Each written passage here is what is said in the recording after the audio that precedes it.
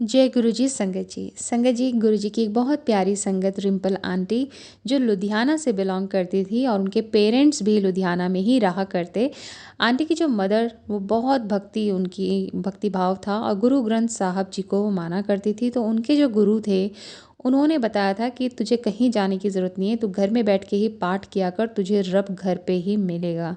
जब पहले दर्शन गुरु जी के किए उन्होंने, आंटी ने, उनकी मदर ने, अंकल ने, तो आंटी की मदर ने यही बोला कि इनको कुछ ऐसा वैसा गुरु मत समझना, ये बहुत पहुँचे हुए हैं, बहुत शक्तियाँ हैं इनके पास।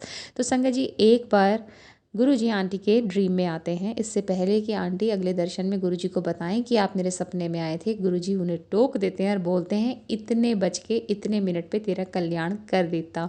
और ठीक उतने ही बजे पे गुरु जी आंटी के सपने में आए थे, यानी कि गुरु जी ने साक्षात दर्शन दिए थे। वो सपना नहीं होता है, साक्षात गुरु जी ने दर्शन दिए और आंटी को ब्लेस किया।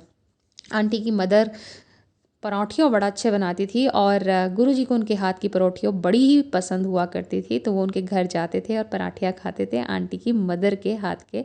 तो एक बार आंटी की जो मदर है गुरु जी की बाँह दबा रही थी, आंटी अंकल गुरु जी के चरण दबा रहे थे।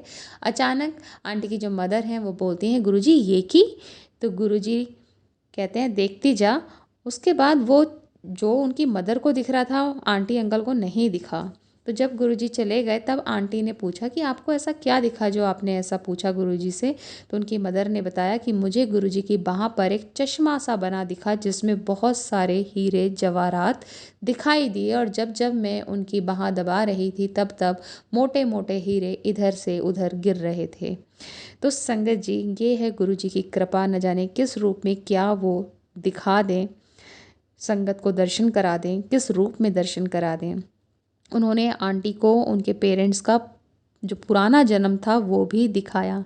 आंटी बताती हैं कि गुरुजी ने संगत को इतनी लिबर्टी दी हुई थी कि वो एज अ फ्रेंड गुरुजी के साथ रहा करते थे उस टाइम पर। संगत जी, आंटी जब भी गुरुजी के चरण दबाएं, उन्हें पता ही नहीं होता था कि वो क्या कह रही हैं, पर एक बार उन्हें रियलाइज़ हुआ कि पिछले 1-2 साल से वो चरण दबाते हुए बस यही कहा करती थी, गुरुजी मेरे पाप माफ़ कर दो। और एक दिन अचानक गुरुजी ने उनसे बोला कि जा, तेरे पाप माफ़ कर दिए। जबकि आंटी ये अपने मन ही मन में कहा करती थी, पर गुरुजी सुना करते थे। और एक दिन गुरुजी ने बोल दिया कि जा, तेरे सभी पाप माफ़ किए।